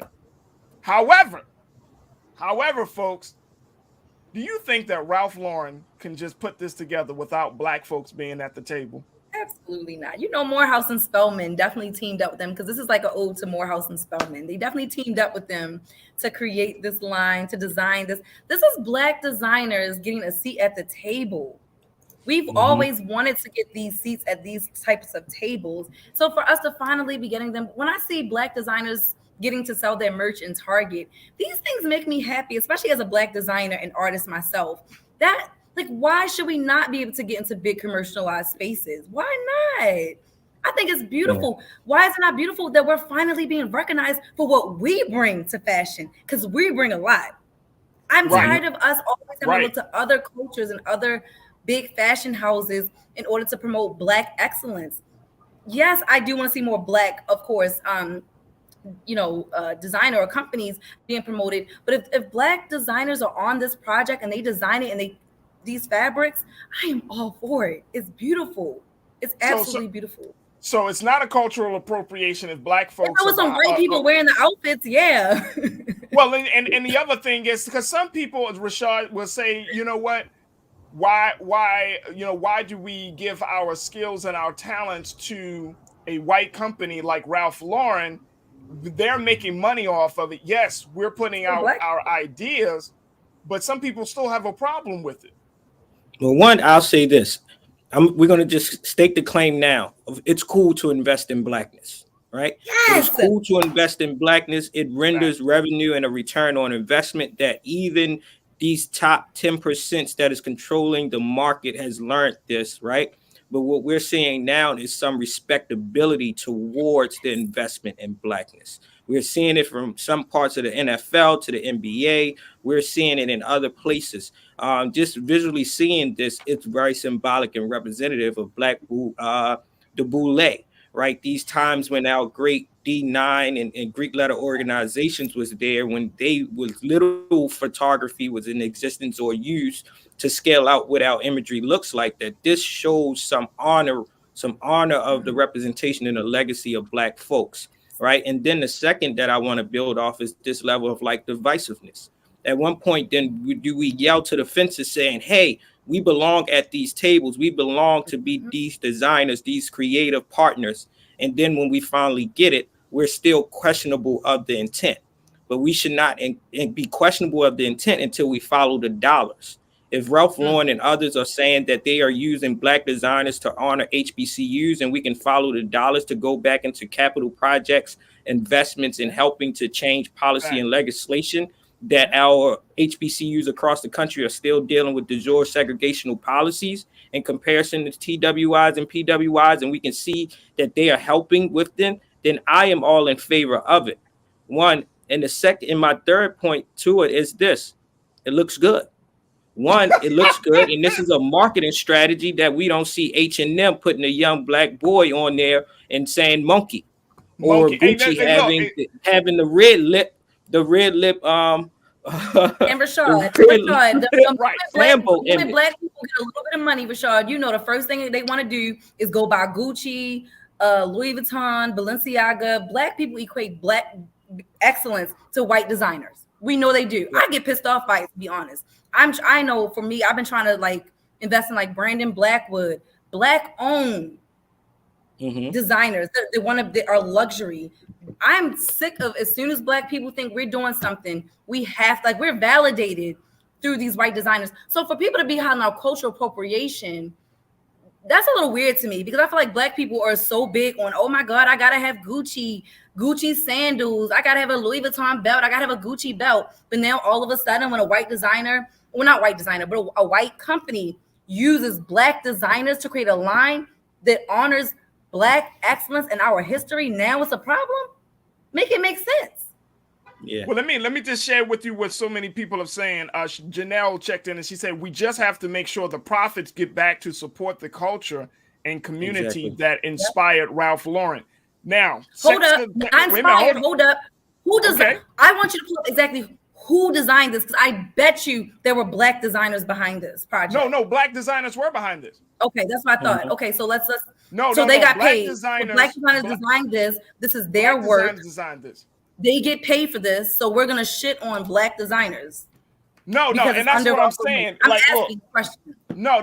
I don't think we need to make Black designers feel bad. Matter of fact, as a matter of fact, I think that's the purpose of being a Black designer, right? Like, the Black designer is going to work for a company that is going to value their creativity. And if it's that company happens to be Ralph Lauren, like if our children or Rashad, your children, you say, hey, I want to be a designer, you're not going to be like, you may say, hey, open up your own design house, open up your own fashion house. Or you could just say, okay, be a designer. And then if your child come back and say, Dad, I work for Ralph Lauren, I work for Gucci, I work for something like that, son, then put yourself in every design. Yeah, I agree. I think it's a great start. You see what I'm saying? Like, you're going to have to still work within their parameters, but you can still be creative to show that you know your Blackness is not going to be diminished as a result of you working at Gucci, Ralph Lauren, or whoever other fashion. A lot of Black dollars are going to these major houses. That's why I'm like, you guys want to yell out cultural appropriation, but yet as soon as you get a little money, you got to go to the Gucci store or Louis Vuitton. Please stop. I don't want to hear it. I think everyone is making these valid points in it. I think this is a great start for a luxury brand such as Ralph Lauren.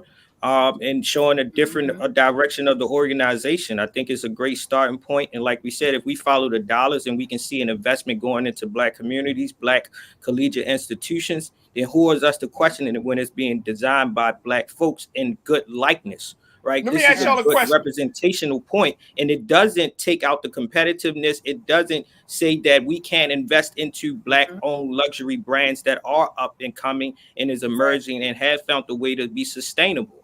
Right. I think this is a good point. And like I said, it's not something where we can call out them doing harm to us, because it is not imagery that is making us look animalistic, that's making us look less deserving, but it's also exposing us to different ways of life and apparel that sometimes we need to be exposed to. And it has to be that delicate balance of Blackness, because again, we're not of uniformity, right? But we can show up in a unified mindset and still wear our clothes the way that we best feel like as individual people. So if I want to go to a Black luxury owned brand and invest a couple thousand, and then I want to go across the street and go into Ralph Lauren, I now can know and look for what I want that is designed by Black people. And we have seen this. This hoodie right here has just took Adidas over this top from the a Black and brown person and designer, right? Who we have seen this. Wait a minute, Rashad, this hoodie right here, the Essentials, it's under Adidas, but at the sense, it has just reined that revenue up. That is a Black designer. We have seen it from Virgil with Louis Vuitton. We have seen it with Dapper Dan just released his collaboration with Gap, right? Beyonce. Right. Yeah, absolutely. Yeah. And so, I know a lot of people have been asking are Black. Gabrielle Union, New York and Company. Look, I'm over here like I'm thinking of all these Black designers now that are with these major companies. New York and Company, Gabrielle Union. Her line is beautiful. There are a lot of Black designers that are with these powerhouses and creating lines for Black women and Black men. Why not? But here's the other part about it. The other part about it is, even if you can name them, then that means there aren't enough. Exactly. You know what I mean? If you could just be like, okay, one Black person here, one Black person here, one Black person, we're still not represented in high fashion spaces, right? We're still, and I'm saying in terms of designing, in terms of dictating the policy, or in terms of creating a cultural space for, like, Black people are not represented in these high profile fashion spaces. And as they're becoming represented, we're questioning whether or not it's cultural appropriation. I'm asking. Well, we're questioning. I think. I mean, honestly, with the whole Gucci with the red lip thing, that was just completely inappropriate. But clearly, that was not designed by Black people. You knew that. But say, for example, like, people have asking, and I'm just right now, I'm just speculating. Well, really just wondering if this was designed, even though this is not designed by white designers, but if it was designed by white designers who say, you know what, we need to say something about HBCUs, would we be mad? I feel like then you can throw on a tag. Now, look, to me, if the quality of the design is crappy, if the quality of the design is disrespectful, it would be one thing. But I don't know. I'm admit, Farajii, I get a little irritated when I see like white authors making Black children's books sometimes. Hear me out though. I get irritated because as a Black writer and author and illustrator, it is very hard for us as Black authors and writers to get published by major publishing companies. It is still really, really hard for us to get into those spaces. So when I get Black books and I find out that the author is white, I am not going to lie. I do get a little irritated with that, because I'm like, there are so many Black authors and illustrators that are still struggling to get into these major publishing companies. And I feel like our stories are like not being put on the forefront, but then you want to take Black stories because we need more Black representation in children's books, and you can those roles to white people, and then it's like I do take offense to that. I do. No, I'm glad, and that's the point, and I'm glad that you brought that up, simply because it's the intention behind it, right? Mm-hmm. I feel like that has to be present. Rashad, you talked about respectability politics. Look, we know that we're in a different space when it comes to race relations in this country, especially when it comes to cultural race relations. And so, we do have to be very mindful.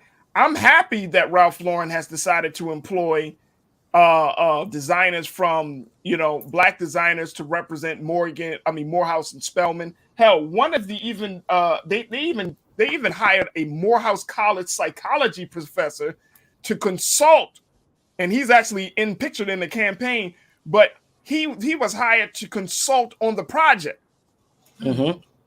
Now that's intentionality, right? So that's intentionality. Before we even get to the marketing and the profitable aspects of this business venture, they took intentional steps to make sure that it's culturally sensitive, it's culturally relatable, and it's respectable to the Black community, which is one thing that I can honor and acknowledge, right? That's something there, because we have seen it in other facets, either through publications, through fashion, through music, when others have actually used token representation of Blackness that actually did us more harm and got more profit off of it. And we didn't see anything go into the betterment of our community, our representation, and our ideologies of how we want to move as people. So with that, I like that idea. And if they start with those two institutions and they scale it out to 10 more, and then they scale it out to all the 100 plus college and institutions that educate Black folks, then I think it's a great start.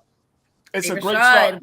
Our school's a national treasure, Rashad. We need to see some more again, some MSU stuff. Yeah, because I was about to say I will dye that Morehouse M into a Morgan orange real quick, and I will wear that to homecoming. That's a Ralph Lauren jump. Be like, yo, I got this.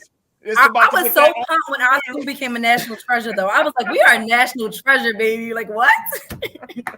That's wild. Look, Morgan, I got to take a quick pause. When we come back, Trends Post and doing the most. Stay with us. It's the Culture on Black Star.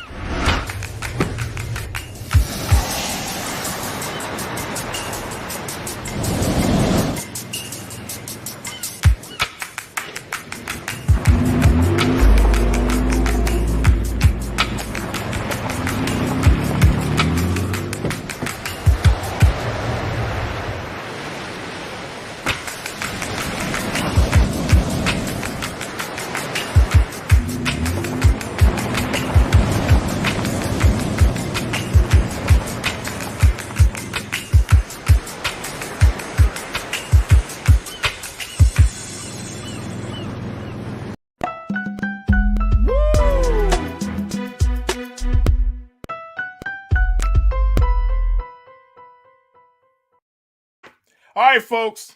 The first topic, Netflix knows that you're sharing your password, Rashad and Nira. Network, they know.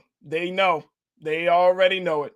And soon you're going to have to start paying for the privilege. According to a report and announcement by Netflix, they're putting in 2 measures to try to curb that culture, that tendency. One is called what they call extra member.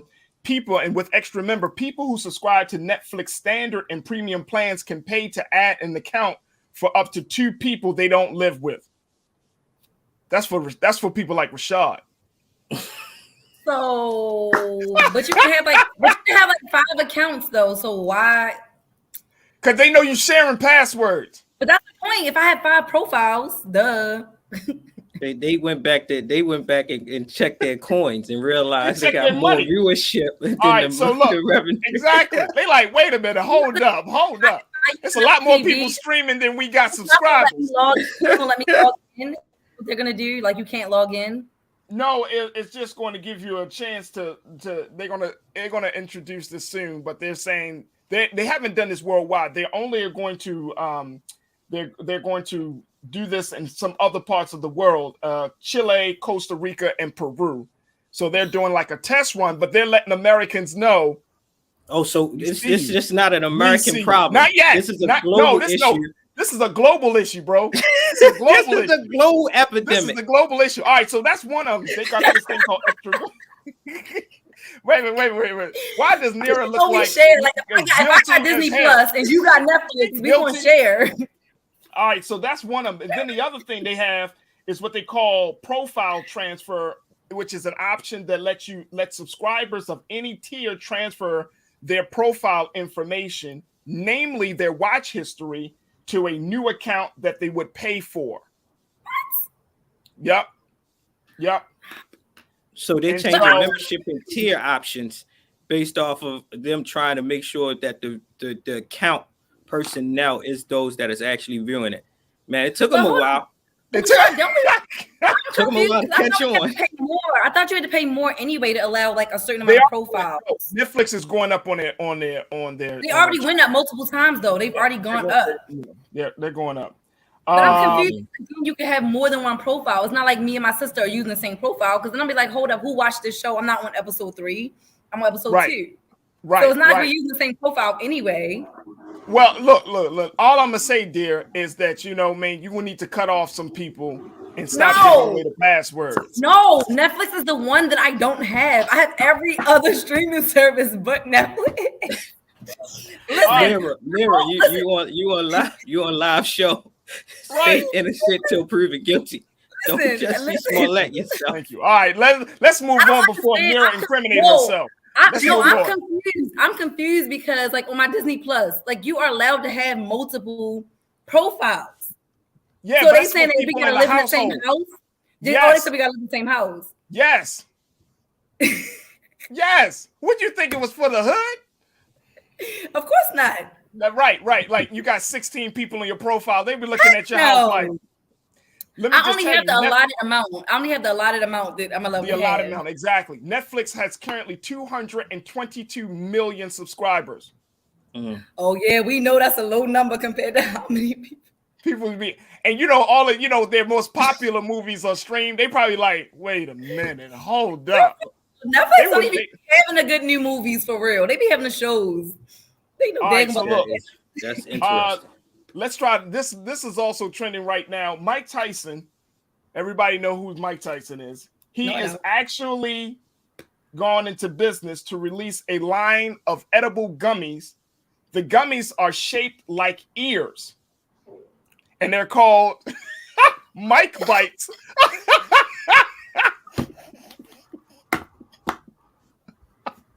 I was good all the way until you told me the shape of the product. The gummies are called Mike Bites. I'm gonna support though. Look at it, Chuck. I'm gonna support it. Black business. Oh man, the gummies are called Mike Bites. When they created this product, was this made in soberness? That's what I'm considering. No, bro. And then I want the feedback of Evander Holyfield. How he feel about this? Like they made it red. Look, man, people think Mike and Evander Holyfield are actually friends. They're like really good friends. He was actually on Mike Tyson's podcast. If y'all never listened to Mike Tyson's podcast, let me just tell y'all something. Mike Tyson be giving life advice. And you never think that Mike Tyson would give life advice. But Mike Tyson gives life advice on his podcast. I'm trying to remember what's his Hot Boxing. That's the name of the podcast. Hot Boxing. And I'm telling you, he gets straight to the point. He did this one with what is the one that he did with the man that's always getting into Boosie? Yeah, I watched that one too. You gotta, if y'all have not seen the Mike Tyson conversation with Boosie on you showed me that one. That's the one that you did show me. But I'm tripping off the fact that he made edibles. And his podcast is called Hot Boxing because his podcast is called Hot Boxing. With the windows rolled up, Mike Bites, and do a little something. Mike, we on to you, bro. No, he already embraces it, Nira. He already embraces it. That's what the whole genesis of his show is. It's like having these thought-provoking conversations from a straight shooter like Mike Tyson while still indulging. And it's good. It's actually great. Can you imagine eating a Mike Bite, listening to Hot Boxing while watching Mike Tyson on film, bro? I say date night. dates nights. No, I can't stand Eat the gummies. Watch the show. You gotta like that too, because you can't. Hey, Keenan, real quick, can you please show the picture of the Mike Bites for us, please, one more time, brother? Look at this. Look at this. The pack. If you look at it, wait a minute, hold on, dear. Look, I gotta tell y'all this. Look at the actual bite. It actually has a bite of the ear. We see it's off. Man, somebody trademarked this. This is ingenious. It really is. Look, this is one of Mike Tyson's biggest boxing moments. Why wouldn't he have something to trademark this? It's pretty funny. And it's been years since that moment. It's been years since he's been fighting. Are these in the dispensary now, or? Oh my Lord! All right, that's enough for Trends Post and doing the most, man. Thank you, Nir Muhammad, host of Queen Talks with Nir Muhammad podcast. My man Rashad, thank you so much, brother. Activist, educator, all around good brother. Thank you for both of you for being on the show today and being so good for the culture. Peace. Always for the culture. Folks, thank you. Oh my goodness, what a fantastic show. Thank you so much for tuning in. Thank Hassan Giordano and my national correspondent, Ashley Banks, for checking in and giving us the latest on some of these big stories. Make sure y'all show y'all support, not for Mike Bites, but for Black Star Network, folks. BlackStarNetwork.com. Support Black-owned media like never before. And you can do that right here at BlackStarNetwork.com. And you can do that through Cash App, PayPal, Venmo, and Zelle, and a whole lot more. All right. So support us, Black-owned media. We bring the stories. We bring you the heavy stuff, but we can bring you the light stuff as well. But we are doing it just for the culture. All right. BlackStarNetwork.com. That's going to do it for me. My time has certainly been very well spent. Stay tuned. 6 o'clock hour, Roland Martin Unfiltered with my big bro, Roland Martin. As always, never be afraid to challenge what's wrong. Stand for what's right while being yourself in the process. God willing, we'll talk tomorrow for another exciting edition of The Culture right here on the Black Star Network. Appreciate all of y'all. Peace.